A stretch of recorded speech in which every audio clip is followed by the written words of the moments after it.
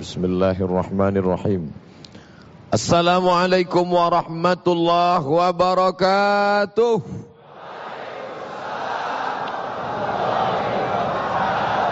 Bersyukur kepada Allah dengan ucapan Alhamdulillahi Rabbil Alamin. Berselawat kepada Rasulullah dengan ucapan Allahumma salli ala Sayyidina Muhammad wa ala ali Sayyidina Muhammad.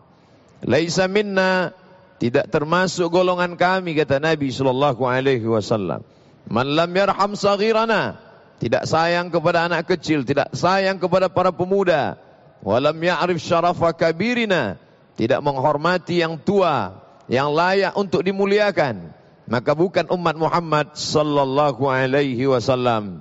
Anak-anakku, para pemuda harapan umat dan bangsa, kita sayangi semua. Yang tua, pemimpin, alim ulama, tokoh masyarakat, semuanya kita muliakan. InsyaAllah kita semua dimuliakan Allah subhanahu wa ta'ala dengan iman dan Islam. Amin ya Rabbal Alamin. Ayat yang dibaca, surah yang agung dan mulia, surat Al-Qadar. A'udzubillahi minasyaitonirrajim. Bismillahirrahmanirrahim. Inna anzalnahu fi lailatul qadar. Ada dua kata, lailatu malam, qadar malam, qadar. Ada tiga makna qadar. Yang pertama, hadza rajulun lahu qadar, ini orang punya kemuliaan. Qadar artinya mulia, disebut dia dengan lailatul qadar karena malam itu malam yang mulia. Makna yang kedua, qadar diartikan dengan makna sempit. Mengapa disebut dengan malam yang sempit? Qadara alaihi rizqahu, disempitkan rezekinya. Andailah malaikat itu dalam bentuk benda padat, batu kerikil, dalam bentuk semen, dalam bentuk atap, dalam bentuk bangunan, dalam bentuk fisik tubuh, pastilah malam itu sempit karena turunnya seluruh malaikat. Yang disebut Allah tanazzalul malaikatu warruh, turun para malaikat, ruh, induk dari para malaikat yaitu Jibril alaihi salam. Tapi karena malaikat itu bukan dalam bentuk benda fisik padat, nur, cahaya. Cahaya sebanyak apapun kita kumpulkan di ruangan ini, baik yang 100 watt, 1000 watt, tidak membuat tempat itu menjadi sempit.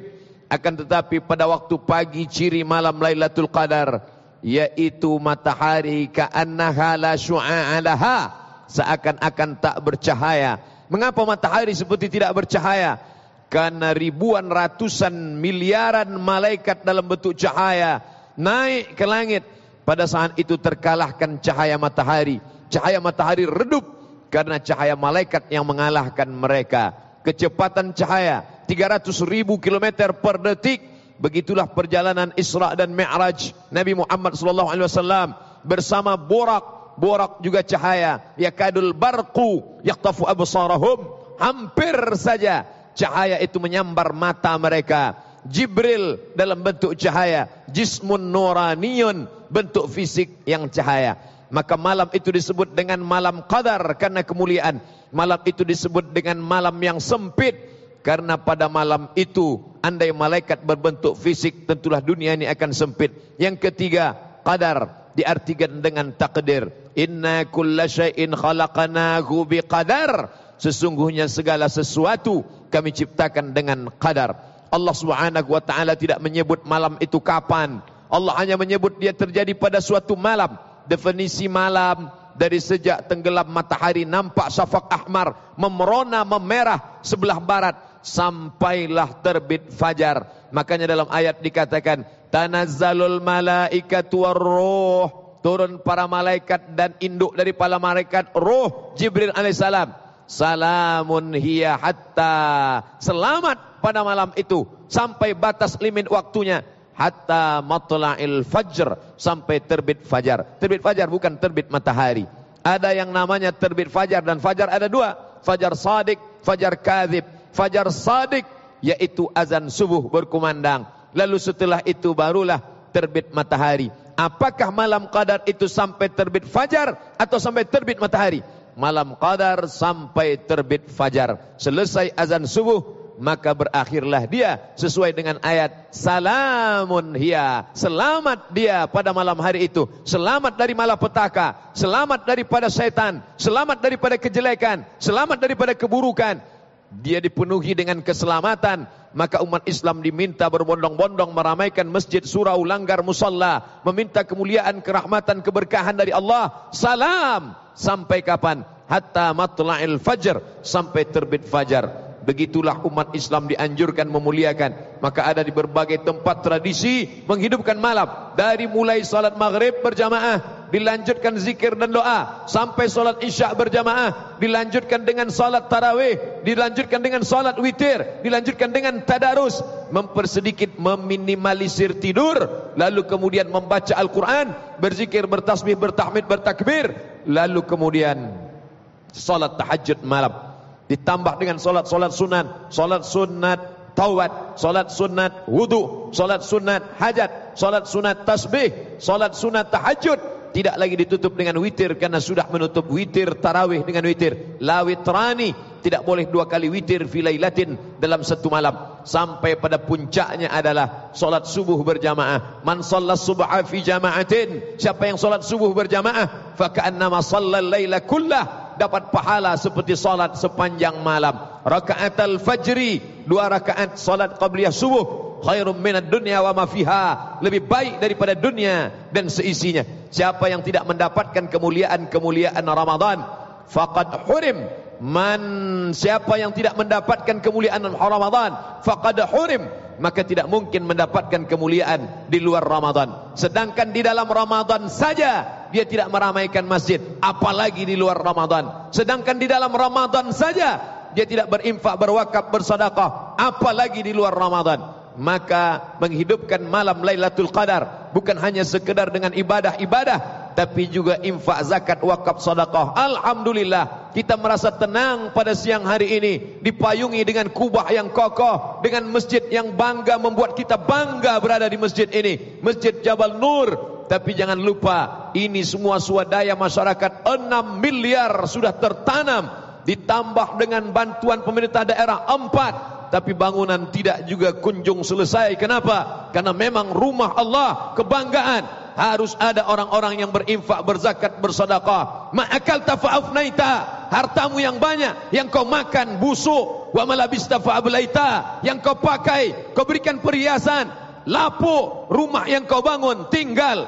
Wa ma tasaddaqta fa amdaita, yang kau sedekahkan, kau berikan ke semen, kau berikan ke kosen pintu, kau berikan ke lantai, kau bangunkan ke kubah. Ini yang akan kekal abadi. Anak-anak membaca Al-Quran sehingga ketika kau mati menghadap Allah Subhanahu wa taala, hartamu, mobilmu, semua kemewahan ikut mengiringi, hanya sampai ke pelataran parkir belaka. Yatsma'ul mayyita salasun, yang mengiringi mayat sampai ke pemakaman ada 3. Mal, hartanya, tapi hanya sampai ke pelataran parkir. Selesai itu mereka akan pulang ke rumah masing-masing, ahlu keluarganya, kawan, sahabat, tetangga. Tapi kemudian mereka akan pulang ke rumah, handai tolan, kawan sekantor, semuanya tak menyertai. Wa yabqa wahidun, yang tinggal cuma 1, wa amaluhu. Mudah-mudahan kita termasuk orang yang beramal, menolong agama Allah. In tansurullah, kalau kau tolong agama Allah, Allah akan menolong kamu.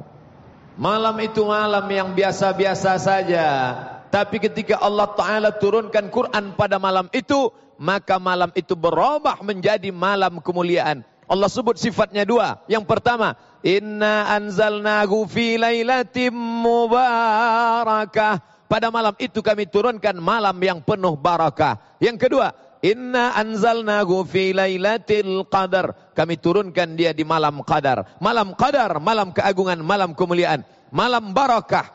Orang Arab kalau ada onta turun ke suatu tanah, maka dia katakan baraka. Baraka, onta yang turun ke tempat tanah. Maka turunnya onta, kulitnya bisa dijadikan sebagai alas tempat duduk, bulunya bisa dijadikan sebagai mantel jaket, susunya bisa dijadikan obat, bahkan kencingnya sekalipun diteteskan bisa menjadi obat. Lalu kemudian dagingnya sebagai makanan, dan onta sebagai kendaraan di tempat 8 hari 8 malam Nabi Muhammad SAW dari Makkah menuju kota Al-Madinah Al-Munawwarah. Maka onta yang turun di suatu tanah, orang Arab menyebut baraka. Maka kita selalu menyebut semoga berkah ya. Ada orang yang anaknya lahir, kita katakan barakallahu laka fil mauhub. Semoga Allah berikan berkah pada anak yang baru saja lahir. Wa syakartal wahib. Engkau menjadi orang yang bersyukur pada Allah yang sudah memberikan anak anugerah kepadamu. Wa ruzikta birrahu. Semoga Allah Ta'ala memberikan berkah, anakmu menjadi anak yang berbakti. Wa balagha asyuddahu. Semoga anakmu diberikan berkah sampai usia remaja dewasa dalam keadaan soleh dan solehah. Lalu ketika kita ada orang yang menikah, maka kita juga mintakan berkah. Barakallahu lakuma. Semoga Allah berikan berkah pada kalian berdua. Wa baraka alaikuma. Allah berikan berkah pada kalian berdua dalam senang dan susah. Wa jama'a bainakuma fi khair. Allah berikan kalian kesatuan hati dalam kebaikan.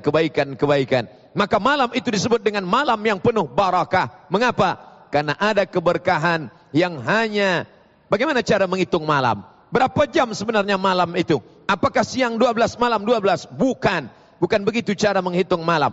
Malam dimulai dari sejak tenggelam matahari. Kebetulan di tempat kita Jabodetabek, tenggelam matahari pukul 6 sore. Lalu kemudian berakhir malam itu ketika azan subuh berkumandang, terbit fajar shadiq lebih kurang pukul 4.30. Maka dari jam 6 sore sampai pukul 4.30 azan subuh, itulah malam, lebih kurang 13 jam setengah. Jadi kalau ingin membagi sepertiga malam, kapan sepertiga malam yang terakhir? Waktu yang paling bagus munajat berdoa, waktunya salat tahajud Nabi Muhammad SAW. Mudah saja, 13 jam setengah dibagi 3. Sepertiga yang terakhir, itulah waktu yang paling utama, waktu afdal. Cara membagi malam sesuai dengan daerah kita masing-masing. Maka pada malam itu malam yang penuh barakah. Nabi menceritakan ada 4 orang dari kalangan Bani Israel, umur mereka 80 tahun. Pada waktu siangnya mereka berjihad fisabilillah, pada waktu malamnya mereka qiyamul lail, tegak munajat kepada Allah. La ya'sunallah, tidak pernah berbuat dosa kepada Allah. Tarfata ainin, sekedip mata, tidak pernah berbuat dosa kepada Allah. Siangnya berjihad, malamnya qiyamul lail. Malamnya qiyamul lail, siangnya berjihad. Mendengar cerita itu sahabat Nabi down, lemah, sedih.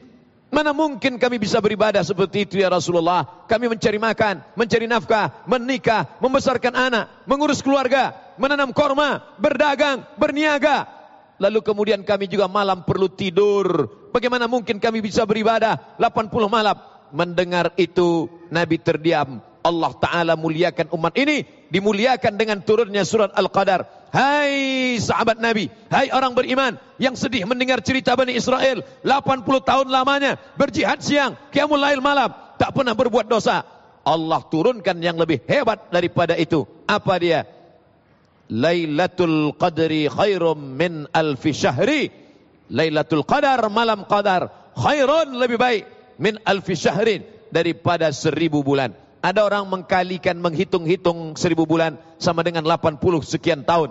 Tapi sebenarnya makna 1000 bulan adalah angka tertinggi dalam hitungan Arab adalah 1000. Makanya orang Arab menyebut sejuta alfu alfi. Alfu alfi, 1000 sama dengan sejuta. Maka sesungguhnya yang diinginkan dari kata alfi syahrin bukan 80 sekian tahun, tapi angka tertinggi tanpa batasan. Kalau engkau sedih wahai sahabat karena ada orang Bani Israel 80 tahun beramal tidak pernah berdosa, maka aku berikan balasan alfu syahrin, 1000 bulan tanpa batasan, asalkan engkau beribadah munajat karena Allah Subhanahu wa taala. Oleh sebab itu jangan bersedih wahai orang Islam, walaupun usiamu pendek tapi amalmu banyak. Jangan bersedih wahai orang Islam, walaupun engkau lelah tapi diberikan Allah balasan yang luar biasa. Jangan berduka cita wahai orang Islam, dengan syarat kau muliakan malam-malam itu semuanya. Tapi Allah rahasiakan, dirahasiakan Allah, tidak ada yang tahu siapa yang dapat taubat nasuha. Dirahasiakan Allah, tidak ada yang tahu siapa yang dapat satu doa titik mustajab di hari Jumat. Tidak ada yang tahu siapa yang dapat salat wusta. Tidak ada yang tahu siapa yang dapat haji mabrur. Tidak ada yang tahu siapa dapat malam Lailatul Qadar. Begitu dikatakan oleh Syekh Al-Imam dalam kitabnya yang berjudul Tafsir Mafatihul Ghaib, kunci-kunci ghaib, Al-Tafsir Al-Kabir, Imam Fakhruddin Ar-Razi, meninggal 606. Kata beliau dalam surat Al-Qadar, Allah rahasiakan 5 perkara ini. agar supaya menjadi iktibar pelajaran. Mengapa Allah rahasiakan satu doa titik di hari Jumat? Supaya dari mulai petang Jumat, siang Jumat, malam Jumat, pagi Jumat, berdoa. Bahkan sampai ketika khatib naik ke atas mimbar antara dua khutbah, tetap juga banyak orang berdoa. Kenapa? Mungkin di waktu yang sempit itu, seperti cermin yang terang benderang, ada satu titik hitam di tengah. Dalam satu titik itu doa mustajab kepada Allah Subhanahu wa taala. Mengapa Allah tidak beritahu siapa yang dapat salat wusta? Agar senantiasa mencari waktu utama, salat subuh berjamaah, salat asar berjamaah, salat tahajud, salat witir. Mudah-mudahan menemukan salat wusta. Mengapa Allah tidak beritahu siapa yang dapat taubat nasuha? Supaya orang senantiasa merasa banyak silap, salah, dosa. Dengan itu dia beribadah, munajat, memohonkan ampunan Allah SWT. Begitu juga kita. Mengapa Allah tidak beritahu siapa yang dapat Lailatul Qadar? Karena Allah ingin agar kita meramaikan tiap-tiap malam Ramadan. Malam pertama, malam kedua, malam ketiga. Sampai pada akhir malam. Tidak pernah sepi sunyi. Justru semakin berakhir ujung-ujung Ramadan. Orang semakin ramai. Taharru Lailatul Qadri. Cari Lailatul Qadar. Fil ashril awakhir min Ramadan. Di 10 terakhir Ramadan. Oleh sebab itu, menjelang akhir-akhir Ramadan, 18, 19, 20 malam 21. Siapkan baju, siapkan pakaian, siapkan budget, siapkan segala yang perlu diperbaiki. Lalu kemudian pergilah ke masjid, tidak kembali. Nabi SAW masuk ke dalam masjid, beriktikaf. Kalau sudah 10 terakhir Ramadan, syadda ma'zarahu. Nabi kuatkan ikatan, kencangkan ikatan pinggangnya. Menunjukkan bahawa tidak lagi ada hubungan kelamin, tidak lagi ada hubungan, hanya hubungan dengan Allah Subhanahu wa taala. Aiqaza ahlahu, dia bangunkan keluarganya di tengah malam. Bangun, bangkit, beribadah. Lalu kemudian menikmati munajat kepada Allah Subhanahu wa taala, muhasabatun nafs. Mudah-mudahan kita termasuk golongan orang-orang yang senantiasa merindukan dan mendapatkan Lailatul Qadar tahun ini insyaallah. Inna anzalnahu fi Lailatul Qadar. Qadar, qaf dal ra. Ketetapan, takdir. Dalam ayat lain dikatakan inna kulla syai'in khalaqnahu biqadar. Segala sesuatu kami tetapkan berdasarkan takdir ketetapan Allah Subhanahu wa taala. Lasyamsu yanbaghi laha an tudrikal qamar. Tidak mungkin bulan menabrak matahari, walal lailu sabiqun nahar. Tidak mungkin malam mendahului siang. Wa kulla syai'in, segala sesuatunya sudah ditetapkan Allah Subhanahu wa taala. Ini ketetapan. Kapan ditetapkan Allah? Allah ciptakan qalam. Allah bersumpah dalam Al-Quran demi qalam. Nun wal qalam, demi qalam. Wa ma yasturun, qalam, pena. Apa yang dituliskan oleh pena. Lalu kemudian ketika itu ditetapkan Allah takdir. Dalam hadis riwayat Muslim dikatakan, innallaha khalaqal maqadir. Sesungguhnya Allah sudah menciptakan takdir. Qabla an yakhluqas samawati wal ard. Sebelum Allah menciptakan langit dan bumi, biqamsina alfasanah, 50.000 tahun lamanya. Ini ketetapan untuk semua zaman. Tapi kemudian ada lagi takdir secara spesifik yang ditetapkan untuk setahun ke depan. Kapan? Bila masanya. Itulah dia malam Lailatul Qadar yang dikatakan Allah dalam Al-Quran. Yufraqu fihi kullu amrin hakim. Pada malam itu, yufraqu fihi kullu amrin hakim. Segala perkara kebijaksanaan, segala perkara yang penuh hikmah ditetapkan pada malam itu. Itulah mengapa kita i'tikaf. Itulah mengapa kita berdoa tiap malam. La yaruddul qada illa doa. Tidak ada yang dapat menolak takdir kecuali doa. Tidak ada yang dapat menghapuskan takdir kecuali doa. Yam'ullahu ma yasha wa yusbit. Allah kuasa untuk menghapus. Allah kuasa untuk membiarkan takdir apa adanya. Wa indahu ummul kitab. Allah yang punya Alkitab, Allah yang punya Lauhul Mahfuz, Allah yang punya lauh papan mahfuz yang dijaga oleh para malaikat.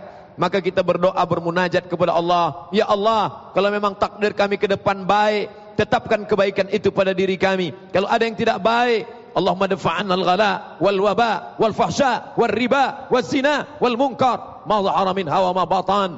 Jauhkan segala malapetaka, bencana, musibah, narkoba, zina, perbuatan keji dan mungkar. Beriman dengan takdir bukan berarti membuat manusia menjadi apatis. Beriman dengan takdir tidak boleh dilepaskan dari Ahlus Sunnah wal Jamaah, Asy'ari, Jabariyah mengatakan kita ini seperti wayang yang dimainkan oleh dalang ke kanan dan ke kiri. Mereka yang mengatakan dirinya majbur, merasa dirinya terpaksa, sebenarnya saya tidak mau buat dosa, saya sudah ditakdirkan berbuat dosa. Ini bukan Ahlus Sunnah wal Jamaah, ini mereka Jabariyah. Sedangkan satu kelompok lagi lawan dari Jabariyah, mereka adalah Qadariyah, mereka adalah Mu'tazilah, mengatakan tidak ada itu takdir, tidak ada itu takdir. Allah menciptakan alam semesta, Dia biarkan kita bebas berekspresi, tidak ada itu yang namanya takdir. Maka di antara ciri ahlul bid'ah tidak percaya kepada takdir. Jabariyah terlalu bersandar kepada takdir. Qadariyah, Mu'tazilah mengatakan tidak ada takdir. Ahlus Sunnah wal Jamaah, Imam Abul Hasan Al-Asy'ari mengatakan kita percaya kepada takdir, tapi kita diberikan Allah Ta'ala al-kasbu, ikhtiar. Hari ini kita berada di antara dua pilihan, duduk santai tidur-tiduran di rumah menanti azan maghrib, atau datang ke Masjid Jabal Nur untuk menghadiri tabligh akbar, untuk mendengarkan tausiah, untuk salat berjamaah. Saat itu Allah SWT berikan ke kita, inna sam'a, aku berikan engkau pendengaran, dengarkan yang baik-baik. Wal basar, aku berikan engkau pandangan, lihat yang baik-baik. Wal fuad, aku berikan engkau hati, pikiran, merenungkan. Gunakan akalmu, gunakan hatimu. Saat itu engkau diberikan dua jalan. Wa nafsi wa ma sawwaha, demi jiwa dan penciptaannya. Fa alhamaha fujuraha, Allah berikan jalan fujur. Wa taqwaha, jalan baik. Qad aflaha man zakkaha, beruntunglah orang yang mensucikan jiwanya, hatinya, lalu dia pilih jalan kebenaran. Wa qad khaba man dassaha, merugilah orang yang mengotori jiwanya, lalu dia pilih jalan keburukan, kejelekan. Kita berada di simpang jalan. Harta, duit, uang, materi, mau dipakai untuk bersedekah menolong agama Allah, atau dipakai untuk berbuat dosa, semua ada dalam genggaman tangan kuasamu. Tapi kelak sampai masanya kau akan ditanya, la tazulu qadama abdin, kaki anak Adam tidak akan tetap tegak berdiri di padang mahsyar hatta yus'al, sampai dia ditanya an umrihi, umur yang aku berikan kemana kau pakai. Alhamdulillah, siang ini andai kita mati, petang nanti dapat menjawab, semua umur yang kau berikan pada kami pakai untuk siam, kami pakai untuk qiyam, kami pakai untuk baca Quran, kami pakai untuk bermunajat, kami pakai untuk i'tikaf. Ilmihi fima amil, ilmu yang engkau dapatkan sudahkah engkau amalkan? Lalu kemudian harta pertanyaannya dua, min ainak tasabahu, kau dapat dari mana? Wa fima anfaqahu, kau pakai kemana? Ada orang yang hartanya dia dapatkan dari perniagaan, bisnis, pertanian, tapi dia pakai untuk perbuatan zina, buat dosa. Ada pula sebaliknya yang dia ambil dari haram, riswah, sogok, nepotisme, melakukan penipuan, ghish, zulm, aniaya. Ini orang mengambil harta yang haram, dia pakai kepada yang baik, Allah tidak terima. Wa anfiqu, berinfaklah, wa anfiqu, berzakatlah, wa anfiqu, bersedekahlah min tayyibat, yang baik-baik saja. Innallaha tayyibun, Allah maha baik, la yaqbalu illa tayyiban, Allah tidak terima kecuali yang baik-baik saja. Yang keempat yang akan ditanya, an jismihi, anggota tubuh. Mata, kemana kau gunakan? Telinga, kemana kau pakai mendengar? Kaki, kemana kau pakai melangkah? Beriman kepada takdir, tidak berserah kepada takdir.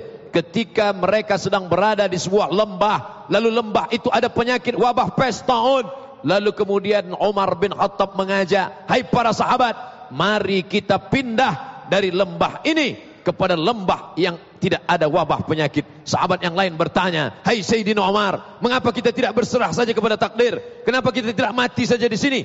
Apa kata Umar? Kita pindah dari takdir yang tidak baik kepada takdir yang baik. Sebagian orang mengkambing hitamkan Tuhan dalam tanda kutip, memperburuk situasi kondisi. Beriman kepada takdir tidak membuat orang menjadi apatis. Beriman kepada takdir tidak membuat orang menjadi malas-malasan. Nabi tidak pernah mengajarkan ayo tidur-tiduran di masjid, santai saja kita akan menang karena Allah mentakdirkan kita tidak menang. Tidak demikian Nabi memahami takdir. Mereka di bulan Ramadan, hari Jumat 17 Ramadan, mereka berperang di tempat bernama Badar. Badar terjadi pada tanggal 17 Ramadan, hari Jumat, bulan agung, hari yang mulia. Ketemu dua kemuliaan, Sayyidul Ayyam, induk dari segala hari, hari Jumat. Sayyidus Syuhur, induk dari segala bulan, bulan Ramadan. Dan Nabi mengerahkan pasukannya menuju tempat Badar, 150 km dari kota Al-Madinah Al-Munawwarah, menunggang kuda, memakai unta, memakai biral, memakai keledai, sampai mereka ke Badar. dan mereka dengan strategisnya mencari tempat oase, tempat air. Mengapa mereka mencari kemah tempat air? Karena kalau tempat air dikuasai 1-0, musuh tidak akan minum. Musuh yang kekurangan air pasti akan kalah. Besok paginya mereka menuju tempat lokasi perang, dicari tempat melawan matahari. Kenapa itu yang dicari? Karena ketika menghadap matahari, musuh akan kalah. Dicari tempat terbit matahari, musuh otomatis akan menghadapi tempat terbitnya matahari. Mata mereka akan silau. Mereka sudah kalah 2 kali. Percaya kepada takdir, bukan berserah kepada keadaan. Percaya kepada takdir. Ingat, dengan meyakini takdir, kematian akan datang walaupun kau berada di atas kasur tempat tidur yang empuk. Ketakutan tidak membuat umur panjang. Keberanian tidak membuat orang takut mati. Beriman kepada takdir yang membuat bangsa ini merdeka melawan Belanda. Allahu Akbar. Begitu teriakan mereka yang percaya kepada takdir. Bila kita masuk ke dalam taman Raudhah, ma baina baiti wa mimbari, antara rumahku dan mimbarku, kata Nabi, Raudhatun min riyadil jannah, adalah satu dari taman-taman surga. Nanti bila kita diberikan Allah Subhanahu wa taala rezeki sampai ke Masjid Nabawi, masuk ke taman Raudhah, coba perhatikan di samping makam Nabi ada satu tiang bertulis Ustuanatus Sarir. Ustuanah tiang, sarir tempat tidur. Mengapa ada tiang dan tempat tidur? Karena di bawah tiang itulah tempat tidur baginda Nabi Muhammad sallallahu alaihi wasallam. Di sanalah beliau terbaring. Kenapa tidak di dalam kamarnya? Karena di 10 hari terakhir tempat tidurnya dikeluarkan. Di sana beliau terbaring. Ketika itu sahabat melihat berbekas pundaknya karena bekas dari anyaman pelepah korma. Lalu mereka bertanya, ya Rasulullah, mengapa demikian? Kami ingin bawakan engkau kasur yang empuk. Nabi mengatakan itu tidak layak bagiku. Berapa lama Nabi beriktikaf? I'tikaf Rasulullah sallallahu alaihi wasallam fil ashril awakhir min Ramadan. Nabi i'tikaf 10 hari terakhir, dan di Ramadan yang terakhir 20 hari 20 malam. Thumma i'takafa azwajuhu min ba'dih, dan setelah Nabi sallallahu alaihi wasallam meninggal dunia, istri beliau Sayyidatuna Aisyah dan yang lain melaksanakan i'tikaf di Masjid Nabawi. Berapa lama i'tikaf ini? Bila kita ikut Nabi Muhammad sallallahu alaihi wasallam 10 hari 10 malam, sampai-sampai ketika Nabi mendekati jendela kamarnya, lalu Nabi memanggil, ya Umairah, wahai Umairah, wahai Ummul Mukminin, wahai Aisyah, nawilinil khumrah, ulurkan kain. Aisyah tidak mau masuk ke dalam Masjid Nabawi karena saat itu beliau dalam keadaan haid. Perempuan yang dalam keadaan haid, menstruasi, tidak mau masuk ke dalam masjid. Dan Nabi tidak keluar karena Nabi tidak ingin i'tikafnya batal. Aisyah tidak masuk ke dalam dan Nabi tidak keluar. Lalu Nabi mengatakan, ulurkan tanganmu wahai Aisyah, sesungguhnya tanganmu tidak haid, menunjukkan Nabi tidak ingin keluar. Kapan Nabi keluar? 2 riwayat. Yang pertama, petang Ramadan hari terakhir Nabi keluar, persiapan untuk Idul Fitri. Riwayat yang kedua, pagi setelah sholat subuh barulah Nabi keluar. Begitulah baginda yang dijamin masuk surga, yang dikatakan Allah Subhanahu wa taala, tidak ada satupun makhluk semesta alam kecuali karena engkau ya Muhammad. Itu pun demikian Allah katakan, wala saufa yu'tika rabbuka fatarda. Apapun yang kau mau akan kuberikan ya Muhammad sallallahu alaihi wasallam. Walaupun demikian, beliau tetap i'tikaf 10 hari 10 malam. Lalu bagaimana dengan kita? Berapa batas minim? Seminim-minim, sesebentar, sesaat i'tikaf. Maka dalam hal ini berbeda beberapa kalangan mazhab ulama. Mazhab Maliki mengatakan 24 jam, 12 jam siang, 12 jam malam, menggabungkan siang dan malam, barulah disebut i'tikaf. Kalau hanya sejenak saja, bukan i'tikaf. Inilah mengapa bila ada orang berkata, kamu dari mana? I'tikaf. Berapa lama? Hanya duduk sebentar di masjid. Bukan i'tikaf. Berarti dia memegang pendapat mazhab Malik bin Anas, Imam Maliki. Tapi kalau menurut mazhab Muhammad bin Idris Asy-Syafi'i, mazhab Syafi'i, mazhab mayoritas Asia Tenggara, menurut mazhab Syafi'i, lebih lama dari rukuk sudah disebut sebagai i'tikaf. Begitu pendapat yang dikutip oleh Syekh Wahbah Zuhaili dalam kitab Al-Fiqhul Islami wa Adillatuh, fikih ensiklopedia perbandingan mazhab. Sejenak saja di masjid lebih lama dari ruku sudah dianggap i'tikaf. Subhana rabbiyal azimi wa bihamdih, subhana rabbiyal azimi wa bihamdih, subhana rabbiyal azimi wa bihamdih. Lama sedikit dari ruku sudah dianggap i'tikaf. Oleh sebab itu kita yang masuk ke masjid ini dari pukul 1 tadi atau zuhur tadi, sekarang sudah asar sampai menjelang maghrib, sampai maghrib kita sudah dianggap melaksanakan i'tikaf. Prinsip i'tikaf, lebih lama, lebih baik, lebih lama, lebih berkesan, lebih lama, lebih masuk ke dalam hati. Sab'atun yudhilluhumullah, ada 7 golongan yang mendapatkan naungan Allah. Yauma la dhilla illa dhilluh, hari itu tidak ada naungan kecuali naungan Allah. Hari ini kita sedang berada di bawah naungan kubah yang kokoh sampai masanya kubah akan tercabut. Idza sama'um fatarat, langit terbelah. Wa idzal kawakibun tasarat, planet bertabrakan. Wa idzal bi'aru fujirat, lautan diledakkan. Wa idzal quburu bu'sirat, semua yang dikubur akan bangkit. Alimat nafsum ma qaddamat wa akharat, disitulah orang baru sadar bahwa dia tidak beramal. Oleh sebab itu kesempatan ini, hitung-hitung harinya, 19, 20, 20 petang, malam 21, masuk ke dalam masjid, waktu yang paling utama. Tapi bukan berarti sebelum itu tidak i'tikaf. Kita tetap niat i'tikaf. Nawaitul i'tikaf fi hadzal masjid lillahi ta'ala. Bagi yang melafalkan niat, bagi yang tidak melafalkan niat, cukup di dalam hati, maka dia sudah beriktikaf dengan niat taqarruban ilallah, mendekatkan diri kepada Allah Subhanahu wa taala. Apa tujuan dari iktikaf? Muhasabatun nafs, merenung sejenak. Selama ini sibuk di kantor, pergi pagi pulang petang, peras keringat, banting tulang, mencari sesuap nasi makan. Hari ini merenung sejenak dalam keadaan perut lapar. Aku akan mati menghadap Allah. Apa yang akan aku bawa? Apa bekal yang sudah kusiapkan? Yauma yafirrul mar'u min akhi, hari itu saudara kandung pun tidak bisa membantu menolong. Wa ummihi wa abi, ibu kandung lari dari anak, ayah kandung lari dari anak. Wa sahibatihi, istri lari dari suami, suami tak dapat menolong istri. Wa bani, anak-anak. Merenung sejenak, merenung sebentar, apa yang akan aku bawa menghadap Allah Subhanahu wa taala. Kalau pernah menyantuni anak yatim, kalau pernah ikut membangun masjid, kalau pernah memberikan bantuan-bantuan, kalau pernah memberikan 1, 2, 3 sak semen, kalau ada 1, 2, 3 kotak keramik, merenung sejenak. At-tafakkur sa'ah, kata Abu Darda. At-tafakkur sa'ah, berpikir sesaat, khairum min qiyamil lailah, lebih baik daripada tahajud sepanjang malam. Maka kita anggap ini Ramadan terakhir.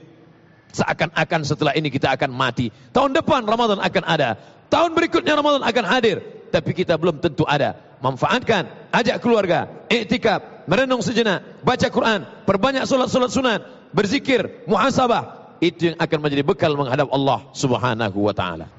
Yang pertama, huwallazi anzala as-sakinata fi qulubil mu'minin. Diturunkan Allah ketenangan ke dalam hati. Tapi ingat, ke dalam hati siapa? Allah tidak mengatakan fi qulubin nas, ke dalam hati orang-orang yang beriman, orang yang percaya tentang Lailatul Qadar, orang yang percaya bahwa malam itu malaikat turun, orang yang percaya. Siapa itu orang yang percaya? At-tasdiqu bil qalbi, hatinya membenarkan, wal iqraru bil lisani, mulutnya menyatakan, wal amalu bil arkani, diamalkannya. Maka ada rasa ketenangan. Kemudian cuacanya pada malam hari itu la baridun, tidak panas, tidak dingin, tidak sejuk, tidak hangat, dalam keadaan normal. Bahkan pada musim dingin sekalipun, bahkan pada musim panas sekalipun, Allah menurunkan ketenangan, baik fisiknya maupun non fisik, baik materi maupun non materi, baik fisik maupun metafisik. Ini dirasakan oleh orang-orang. Bercerita tentang rasa, rasa makanan, rasa minuman, rasa perasaan. Maka Allah Ta'ala memberikan rasa itu kepada orang-orang yang meyakini. Kemudian yang ketiga, Allah Subhanahu wa taala membuat matahari terbit ka'anna la syu'a laha, seakan-akan tidak bercahaya. Matahari tetap terbit pada subuh paginya, tapi seperti tak ada cahaya. Mengapa? Karena cahaya matahari dikalahkan oleh cahaya malaikat yang naik dari mulai terbit fajar sampai terbit matahari. Tanazzalul malaikatu war-ruh, maka pada saat itu terkalahkan cahaya matahari yang terbit terang benderang oleh cahaya-cahaya malaikat. Malaikat jismun nuraniyun, makhluk yang bercahaya. Uli ajni'atin, bersayap, masna 2, wa thulatha 3, wa ruba.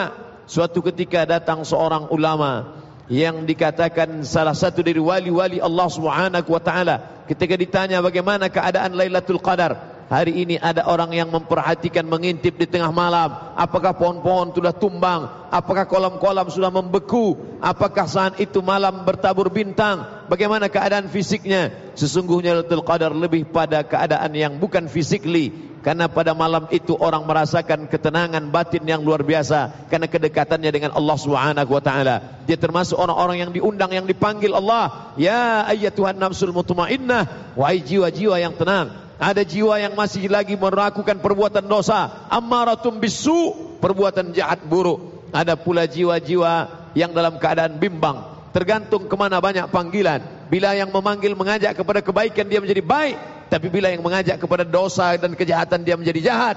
Tapi ada jiwa-jiwa yang sudah sampai pada tingkat fuad. Ada yang pada sampai qalb, berbolak-balik. Qallaba yuqallibu, berbolak dan berbalik.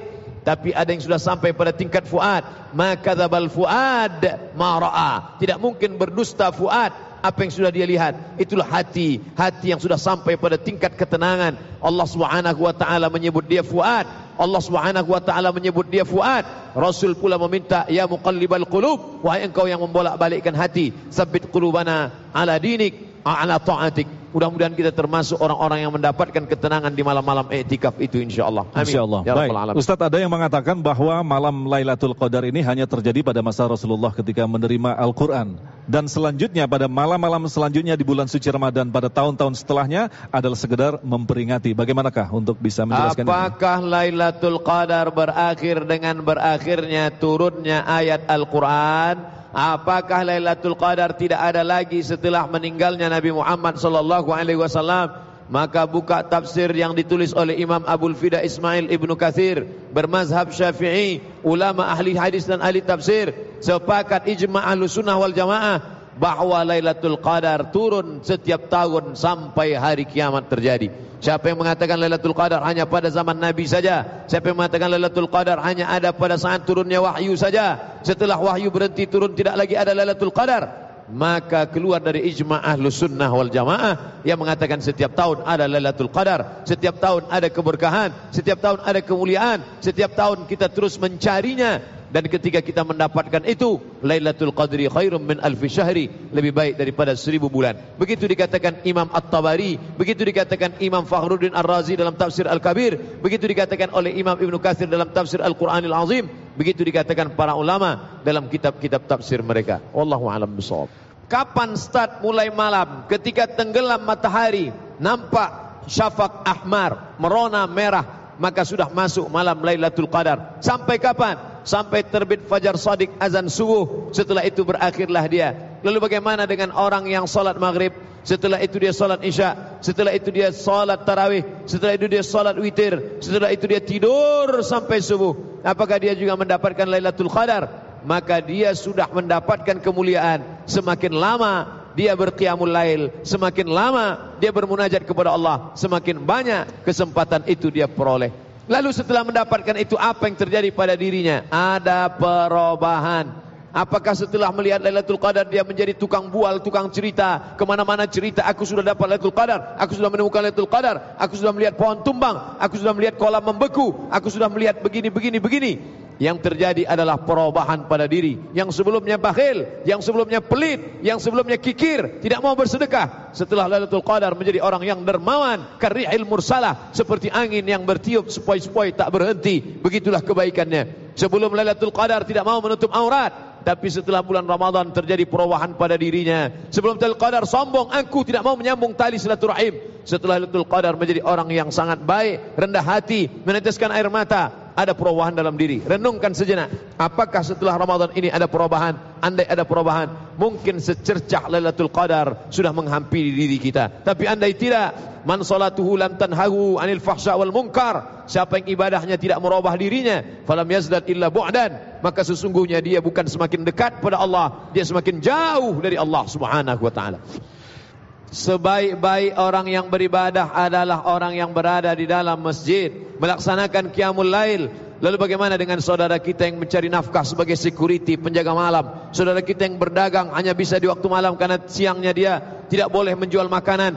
Apakah dia juga berpeluang mendapatkan Lailatul Qadar? Allah Ta'ala tidak mempersempit nikmatnya hanya di dalam masjid saja. La yukallifullahu nafsan illa wus'aha. I'tikaf ibadah, tapi jangan lupa mencari nafkah halal, makanan, sesuap nasi untuk anak-anak dan istri juga adalah ibadah. Orang yang keluar rumah bismillah tawakkaltu 'ala Allah, la haula wala quwata illa billah, maka sesungguhnya dia sedang beribadah. Man mata duna malihi fahuwa syahid. Siapa yang mencari nafkah lalu dia mempertahankan hartanya, datang segerombolan perampok ingin merampas hartanya, lalu dia pertahankan, mati dia, fahuwa fi sabilillah, dia matinya dalam mati jihad fi sabilillah. Ayul a'mal khairun, amal apa yang paling baik ya Rasulullah? Amal apa yang paling mulia ya Rasulullah? Antufariqad dunya, kau mati meninggalkan dunia. Walisanuka ratbun, lidahmu dalam keadaan basah di zikrillah. Engkau saudaraku yang sedang berniaga, berdagang di waktu malam, mencari nafkah untuk yang halal untuk anak istri keluargamu, tapi saat berdagang itu kau bertasbih subhanallah bihamdihi subhanallahil azim. Saat berniaga itu engkau berselawat Allahumma salli ala sayyidina Muhammad wa ala ali Muhammad. Saat berniaga itu engkau tidak lupa mengingat Allah. Afdaluz zikri fa'alam annahu la ilaha illallah. Maka boleh jadi kemuliaan juga menghampiri dirimu. Allah tidak mempersempit nikmat ini. Bagaimana dengan saudari-saudari yang saat itu dia dalam keadaan maaf menstruasi, haid, maka dia tidak bisa membaca Al-Quran, tidak bisa i'tikaf di masjid, tidak bisa salat, tidak bisa tawaf. Betapa tidak adilnya Tuhan. Kenapa suaminya bisa, kenapa istrinya tidak? Maka jangan pandang ibadah itu, jangan persempit. Udkhulu min abwabin mutafarriqah, masuklah dari pintu yang banyak. Masuk ke dalam masjid ini bisa dari kanan, dari kiri, dari belakang, dari depan. Maka beribadah kepada Allah. Siapa yang ingin ibadahnya hebat, dapat istana dalam surga. Man bana masjidan, siapa yang bangun masjid, banallah mithlahu baitan fil jannah, dibangunkan Allah untuknya satu istana dalam surga. Tapi bagi yang tidak kaya, yang miskin, yang tidak punya harta, apakah tidak punya peluang? Man shalla isnatai asyarata raka'ah, siapa yang salat 12 rakaat fil yaumi wal lailah, sehari semalam, bunya lahu bihinna baitun fil jannah, dibangunkan juga untuknya satu tempat yang indah dalam surga. 2 rakaat sebelum subuh, 4 rakaat sebelum zuhur, 2 rakaat setelah zuhur, 2 rakaat setelah maghrib, 2 rakaat setelah isya. Siapa yang bisa bersedekah, bersedekahlah. Siapa yang tidak, likulli sulama minkum sedekah, setiap tulang-tulang sendi sedekah. Ikut gotong royong, ikut menggali parit, ikut ngecor, ikut membangun masjid. Maka tidak ada yang bisa dilakukan seorang beriman. La tahqiranna minal ma'rufi syai'a, jangan kau sepelekan perbuatan baik walaupun seujung kuku. Antul qiya akhaka bihawajhin talqin, menghadap wajah saudaramu dengan wajah yang lepas. Tabassumika fi wajhi akhika sadaqah, senyummu ke wajah saudaramu adalah sedekah. Jangan batasi perbuatan baik hanya dari satu pintu saja, karena Allah membuka pintu-pintu kebaikan yang amat sangat banyak. Ya ayyuhalladzina amanu, wahai orang beriman, kutiba. Dalam ilmu usul fikih di antara yang wajib menggunakan kata kataba yaktubu kutiba. Kutiba alaikumul qisas, kutiba alaikum idza hadara ahadukumul maut in taraka khairan al-wasiyah, kutiba alaikumus shiyam. Orang yang mengingkari puasa dua. Yang pertama, kalau dia ingkari puasa, kata dia, apa ini puasa, buang-buang waktu aja, nahan-nahan makan. Kalau dia mengingkari puasa karena jahid, maka dia kafir. Kafir, tak diterima Allah Subhanahu wa taala, mesti mengulangi syahadatnya. Tapi kalau dia tidak puasa karena malas, maka dia fasik. Wallahu la yahdil qaumal fasiqin. Kenapa dia bolong-bolong? Kalau dia bolong-bolong tidak puasa karena mengingkari, tidak mungkin dia dapat Lailatul Qadar, karena dia mengingkari perintah Allah Subhanahu wa taala. Tapi kalau dia tidak puasa karena dia haid, dia tidak puasa karena dia musafir, dia tidak puasa karena dia sakit, dia tidak puasa karena dia tidak mampu, dia tidak puasa karena uzur yang dibenarkan syariat Islam, hatinya tetap tunduk dan patuh pada Allah, dia isi dengan ibadah, memperbanyak zikir, muhasabah, maka ketidakhadirannya melaksanakan puasa tetap tidak merubah nikmat Allah pada dirinya. Dia tetap dapat Lailatul Qadar karena hatinya tetap al-inqiyad wa ta'ah. Makna Islam al-inqiyad, tunduk dan patuh, taat, sami'na wa ata'na. Oleh sebab itu bolong-bolongnya tadi mesti ditelusuri. Mengapa puasanya sampai bolong? Mudah-mudahan kita tidak termasuk orang-orang yang mengingkari puasa, termasuk orang-orang yang menerima puasa dengan sam'an wa ta'atan, sami'na wa ata'na. Wala tubashiruhunna wa antum akifuna fil masajid. Janganlah kamu berhubungan ketika sedang i'tikaf di masjid. Apa maksudnya? Orang i'tikaf di masjid kenapa dilarang berhubungan? Misal, dia mengatakan saya i'tikaf 10 hari 10 malam. Saya i'tikaf 10 hari 10 malam. Lalu kemudian dia tidak keluar masjid. Kebetulan rumahnya dekat dari masjid, di sekitar masjid. Lalu dia pulang sejenak untuk mengambil pakaian. Lalu kemudian ketika mengambil pakaian itu dia berhubungan, maka batallah 10 hari 10 malamnya. Adapun dia bisa i'tikaf hanya 24 jam. Masuk jam 1 malam, baca Quran, zikir, muhasabah, doa. Setelah itu selesai subuh dia keluar. Lalu kemudian dia puasa. Besok malamnya selesai berbuka dia berhubungan. Maka orang yang berhubungan tetap dibenarkan. Ayatnya, uhilla lakum lailatas shiyam, dibolehkan bagi kamu malam bulan Ramadan, ar-rafathu, melakukan hubungan seksual, ila nisaikum, uhilla lakum lailatas shiyamir rafathu, kamu boleh berhubungan kelamin. Adapun puasa yang tidak boleh berhubungan kelamin, tidak boleh ngomong, itu puasa pada umat sebelumnya. Tidak boleh bicara. Inni nazartu lirrahmani shauma, aku bernazar berpuasa. Walan ukallimal yauma insiya, tidak akan bicara kepada manusia. Dan pada malamnya tidak boleh berhubungan. Makan boleh, minum boleh, berhubungan tidak boleh. Tapi dalam syariat Nabi Muhammad SAW tetap boleh bicara dan boleh berhubungan. Jika di tempat itu ada salat 5 waktu berjamaah, subuh, zuhur, asar, maghrib, isya, maka tempat itu disebut masjid. Kalau di tempat itu ada solat Jumatnya, maka disebut dengan masjid jami'. Maka dalam fikih hanya ada 2 istilah, masjid dan masjid jami'. Sampai ke tempat kita menjadi masjid, masjid besar, masjid jami', masjid Islamic Center, masjid, surau, langgar, musola. Maka sesungguhnya surau, langgar dan musola adalah masjid. Kalau masuk ke dalam tetap solat tahiyatul masjid dan boleh iktikaf. Adapun masjid jami' yang ada solat Jumatnya. Karena menurut mazhab Syafi'i, dalam satu negeri itu yang boleh solat Jumat cuma 1 masjid, yaitu masjid jami'. Masjid yang lain subuh, zuhur, asar, maghrib, isya, tapi tidak ada solat Jumat. Nah, bagaimana dengan musola yang ada di dalam rumah?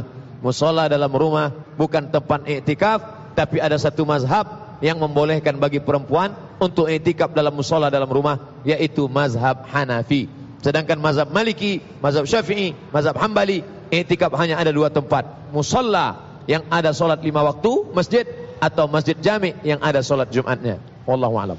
Ma min muslimin yudhnibu dzamban, kalau ada orang silap salah berdosa, thumma yatatahhar, kemudian dia mandi taubat salat sunat, thumma yusalli rak'ataini, salat sunat taubat, thumma yastaghfirullah, minta ampun kepada Allah, ghafarallahu lah. Coba lihat bentuk fi'il madhi, past tense, ghafarallahu lah, Allah mengampunkan dosa-dosanya. At-taibu minadz-dzambi kama la dzambalah, orang yang bertobat seperti tidak ada dosa. Kebetulan kemarin dia pecandu narkoba, pezina, perampok, garong, pembuat maksiat, lalu kemudian tersentuh hatinya, lalu kemudian dia bertobat nasuha, mandi taubat dia, lalu kemudian dia perbaiki akhlaknya, lalu kemudian malam itu dia bertahajud, qiyamul lail, lalu kebetulan malam itu Lailatul Qadar, Allah sudah menurunkan rahmat untuk dia. Tidak ada pengecualian. Innallaha la yaghfiru ayyushraka bihi, Allah tidak mengampunkan dosa syirik. Wa yaghfiru ma duna dzalika liman yasha, Allah mengampunkan dosa selain itu.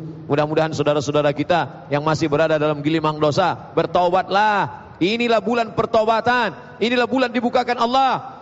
Futihat abwabul jannah, futihat abwabus sama, dibukakan pintu langit, pintu surga. Wa ghulliqat abwabul jannah, wa ghulliqat abwabun nar, ditutup pintu neraka. Wa suffidat asyayatin, dibelenggu setan-setan. Wa sulsilat asyayatin, dibelenggu setan-setan. Makna setan dibelenggu ketika kita sedang keimanan yang kuat, setan bolak-balik menggoda, ayo makan, ayo minum, ayo makan, ayo minum. Tapi karena kekuatan iman, seolah-olah setan terbelenggu. Bukan setan terikat terbelenggu. Begitu kata Imam An-Nawawi dalam kitab Al-Minhaj, syarah Sahih Muslim Ibn Al-Hajjaj. Ada riwayat orang yang tidur pun bisa mendapatkan peluang Lailatul Qadar. Ini orang yang ingin menawar, bukan orang ingin beribadah. Kita beribadah. Naumus shaim huwal ibadah, tidurnya orang yang puasa adalah ibadah. Hadis dhaif. Hadis dhaif boleh dipakai kalau cukup 5 syarat. Bukan masalah halal haram, bukan masalah akidah tauhid, masih bernaung di bawah hadis sahih. Tidak ada periwayatnya yang kadzab, pendusta. Dan untuk fadail a'mal, fadail amal. Adapun hadis banyak-banyak tidur untuk motivasi tidur-tidur, maka bukan. Bulan Ramadan bukan bulan tidur siang. Ini banyak sekarang orang bergelimpangan seperti korban tsunami pada siang-siang Ramadan. Ketika dibangunkan, bangun, bangun, bangun, dia menjawab, naumus shaim huwal ibadah, tidurnya orang puasa adalah ibadah. Ini tidak benar. Nabi Muhammad SAW tidak santai. Kemerdekaan Republik Indonesia 17 Agustus 1945 jatuh pada bulan Ramadan, hari Jumat. Bulan Ramadan yang mengerek bendera puasa. yang mengibarkan bendera puasa, Bung Karno dan Bung Hatta. Setelah bendera dikibarkan, mereka mengangkat tangan berdoa. Fotonya masih ada, cari di internet. Bung Karno berdoa, doa orang yang berpuasa. Mereka berteriak Allahu Akbar. Teriakan orang lapar itu yang membuat Belanda lari pontang-panting. Kalau orang kenyang tak mungkin Belanda takut. Oleh sebab itu maka semangat Ramadan ajarkan pada anak-anak kita. 17 Agustus 1945 betul, tapi jangan lupa 17 Agustus 1945 jatuh pada bulan suci Ramadan. Oleh sebab itu bukan bulan santai, jangan tidur-tiduran. Ini dia sedang menawar. Jadi kalau gitu kita tidur-tidur aja, Lailatul Qadar datang menghampiri. Nabi Muhammad SAW mengikat ikatan kainnya, perutnya. Apa maknanya? Tidak santai. Aiqadha ahlahu, bangunkan keluarga, bangun, bangun, bangun. Tiba-tiba ada orang mengatakan, ini tidur-tiduran Lailatul Qadar bisa datang menghampiri. Maka al-jaza ala qadril amal, balasan sesuai dengan kadar amal. Mari bulan Ramadan kita bangkitkan, kita panaskan dengan ibadah. Malam pertama di Jepang, setelah itu turun ke Korea, habis itu kemudian ke timur Indonesia, setelah itu ke Kalimantan, Sulawesi, ke Kalimantan, setelah itu ke Jawa, ke Sumatera, habis itu. Maka tidak ada ikhtilaf. Ini tidak membuat kita pertentangan. Kenapa? Karena Al-Quran mengatakan, Allah berfirman dalam Al-Quran, salamun hiya hatta matla'il fajr. Yang dilihat itu terbit fajarnya. Bukan mengatakan kalau sudah di sana Lailatul Qadar, di sini tidak dapat Lailatul Qadar. Artinya ketika malam itu tiba gelap di suatu daerah, maka di sana Lailatul Qadar, kemuliaan malaikat turun membawa rahmat barakah. Lah sampai kapan? Sampai terbit fajar. Dan setiap belahan dunia ini pasti ada terbit fajarnya. Oleh sebab itu maka tidak ada kontradiktif menurut ilmu astronomi, ilmu geologi, ilmu apapun yang dipakai, tidak bertentangan dengan ajaran Islam. Salamun hiya hatta matla'il fajar. Lailatul Qadar tetap ada di negeri itu sampai terbitnya fajar. Wallahu a'lam. Allah Subhanahu wa taala membukakan pintu rahmatnya Ar-Rahman, seperti orang yang menaburkan beras kepada ayam. Semuanya mendapatkan, tapi ada yang mendapatkan Rahman, ada yang mendapatkan Rahim.